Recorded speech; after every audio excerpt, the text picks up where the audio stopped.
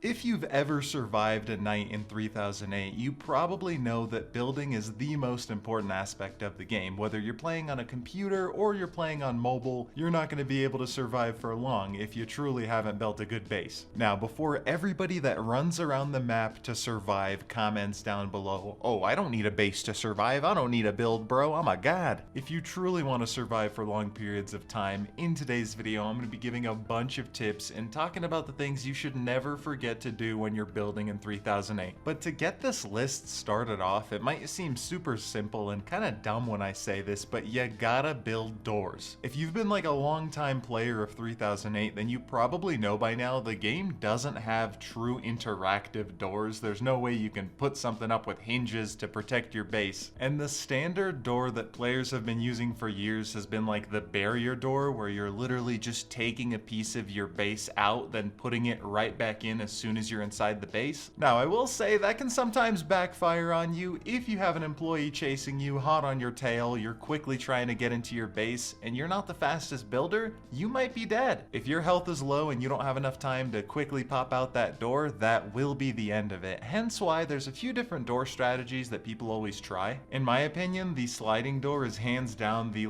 easiest door strategy that people have been using for years. The premise is really simple. You just place two pieces of furniture together and you just slide in through the crevice in between them. Your character can't fully go through unless you rotate to the side. Of course, hence the name sliding door. But let's say you're like an absolute sliding door hater. At that point, you can make like a crouch door, just something where your character can crouch through and just walk under. It's a little harder to do with like smaller employees who might get in. So nowadays you get a lot of people who use the actual slide feature in the game where they slide under the door. That way you have like a small little entrance that's small enough for employees to not get through, but just right for players to slide through. I know, it gets really confusing with the names, but going on to the next part, never build your base next to other people, or other bases in this case. If you're somebody that plays public lobbies a lot, it's one of those situations where you never truly know who's on the game with you, and although it's always a fun experience playing with random people, you might get stuck with like a noob who does not know anything about 3008. They see your base and they want to build something, so they just start taking random parts out of your base. Guys, I've had so many situations where I'm playing in a public lobby, I'm trying to build my own little house, let's say like a little skyscraper, and then you got like Roblox lover 23332 coming in, grabbing all the pallets from the base, grabbing every single piece of food, thinking,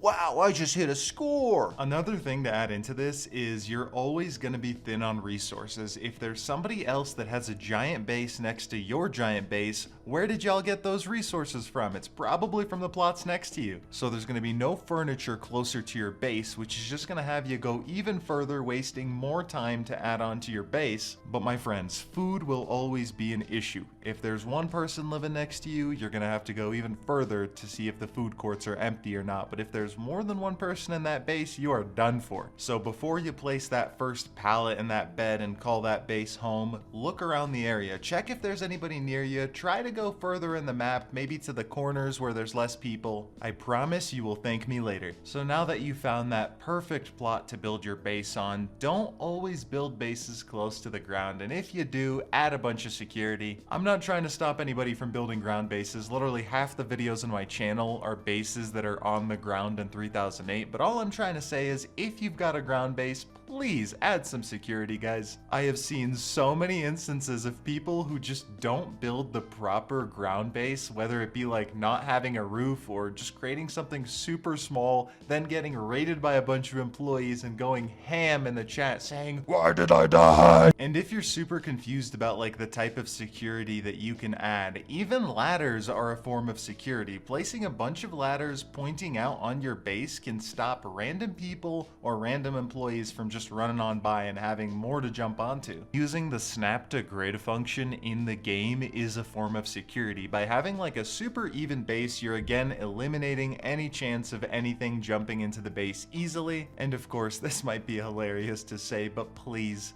add roofs to your bases, they need them. And if you're still worried about security, then like build a sky base or build a hybrid base, maybe even a shelf base. I have so many guides for those on my channel. By the way, if you guys got this far in the video, please leave a like and go comment base guide. That's going to be word of the day today. I truly appreciate all of your guys' support. Going back to the list, this is going to start to sound like a home security video, but hide your valuables, guys. I don't mean like hide all your jewelry and your money, but hide your game cubes, maybe your plushies, and definitely your food. If you're sitting there scratching your head thinking, are there 3008 burglars? Yes, my friends, there totally are. There have been so many different situations, from like people running away from employees, going inside of your base, maybe they're low on energy, they don't have any food, they quickly start looking through your base and then just start looting all of your food. Another example would be, let's say you're going a little further from your base, you're trying to go look for game cubes or something really cool, maybe some new furniture. If you leave a ton of cool stuff behind in your base, there are definitely people who are just gonna run in,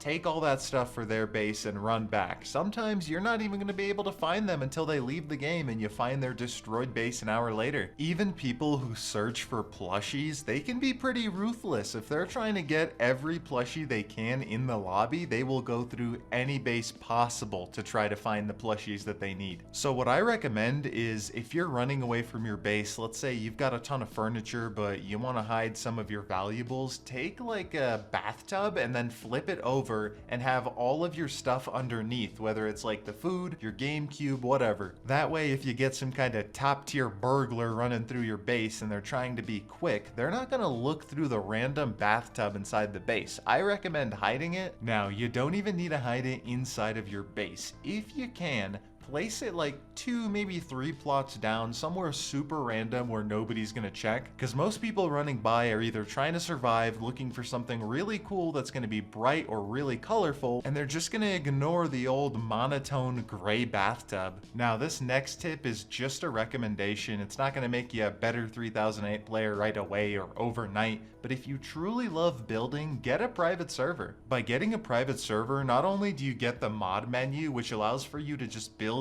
anything you want instantly, you essentially get your own little practice area where you're able to quickly master building, master like the snap to grid functions of the game before you go into the full survival mode, but you're also directly supporting the development of 3008 in kind of like a monetary way, where by paying for that private server monthly, you're helping keep the game open and running. 10 Robux might not be a lot to some. There are people who would do anything to get 10 Robux, but a private server helps support the game and has some of the coolest features possible. I'm not even kidding. I used to play in public lobbies almost every day when I started playing 3008, but I genuinely got better as a player over time playing in my own private server, where I could just go crazy with my creativity. I've been thinking about making like a private server / mod menu guide video. If that's something you guys want to see in the video, leave a like, comment down below. I really would love to hear your ideas on what you guys want to see next. Keep your eyes peeled these next few days, guys. I'm going to try to stream nightly. Just turn those notifications on. But yeah, I'll see you guys.